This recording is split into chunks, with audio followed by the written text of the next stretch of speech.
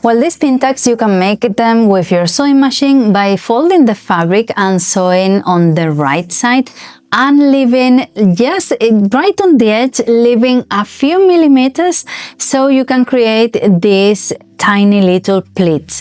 But if you have the presser foot, it's much more convenient.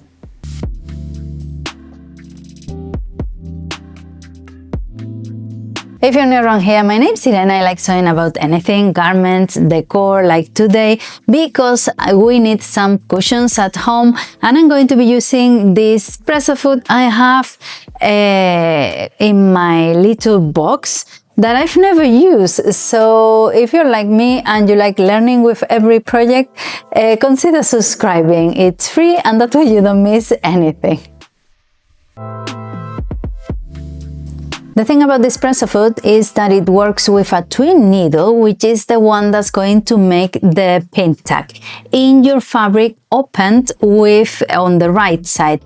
The other way, if you do it yourself without this presser foot, you'll do it with your fabric folded, and you have the difficulty of leaving the same edge on the whole on the old pin tuck, which is what the twin needle gives you, the precision of the pin tuck measuring the same all the way along. And then the presser foot has some canals on the bottom, and once you've done one, when you do the next one parallel to it, it's going to be perfectly measured, perfectly parallel, because the pin tuck is going to go in one of the canals, so the next one is going to be at the same distance all along, which is what all these tools give you, precision. And a few tips before we start sewing is to install and how to do all the things. The first thing is to turn our machine off in case, just to avoid any accidents. The presser foot is going to be installed like any presser foot with the little lever here. And then, of course, the twin needle, the same as any needle, is going to go in the hole, and that's it. But of course you're going to need 2 threads because it's a twin needle. So the second one, you'll need a little cap or something to put it in so it doesn't go rolling all around the table and the sewing room. I have this beautiful little mug my sister-in-law made for me, so that's what you need, a cute little mug. And then to thread it and to avoid any knots and any problems, I think it's better to thread them together, because if you do one and then you do the other one, maybe one of them gets unraveled or something like that. So you want them to go together nicely, and that's what you're going to do. And then of course in the hole and back. And it might sound silly to say this, but we're going to make sure that our machine is on a straight stitch and not on a zigzag. It happened to me that going to use a twin needle, I was on a zigzag stitch mode, I didn't realize, and I broke the needle before even starting sewing. So make sure you're on a straight stitch to avoid this silly mistake.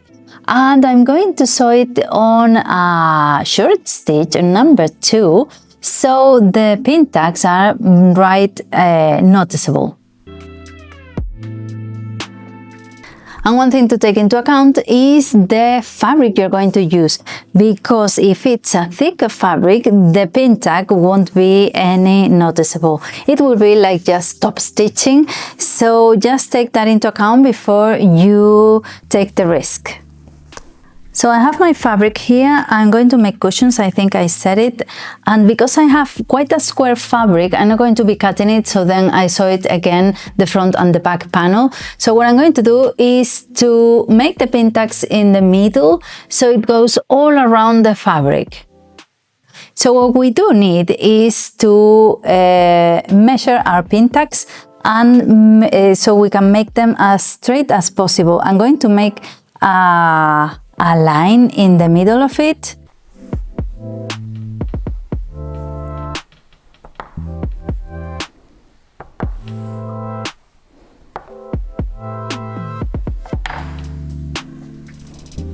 So let's start sewing, and of course make some tests on a piece of fabric so you can know how the tension is working and all of that.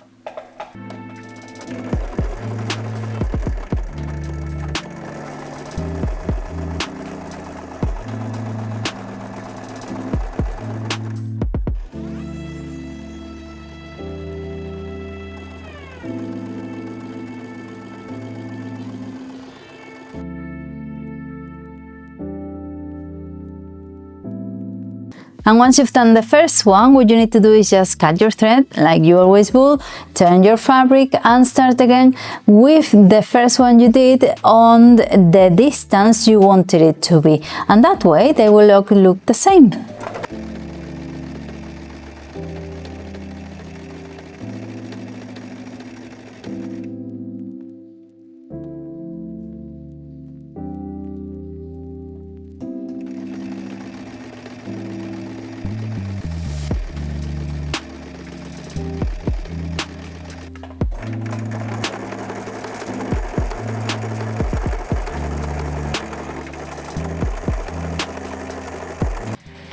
And what I've noticed is that sometimes it skips stitches, but it might be the fabric, which is velvet, and it's a bit stretchy.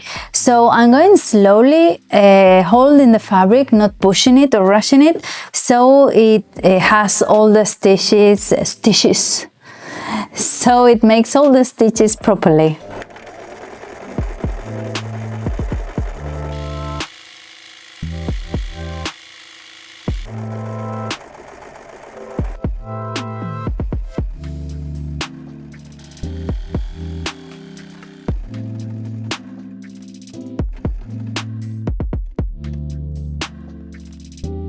And this is how my panel is looking. I think it looks lovely. It's just something different, something that you don't see that often and you can do easily at home. Let me know down in the comments if you like it, if you are willing to do it, or maybe you already do it with the other method, just folding and leaving just a little seam allowance. And don't forget to like and subscribe so that way you don't miss anything next week. Bye!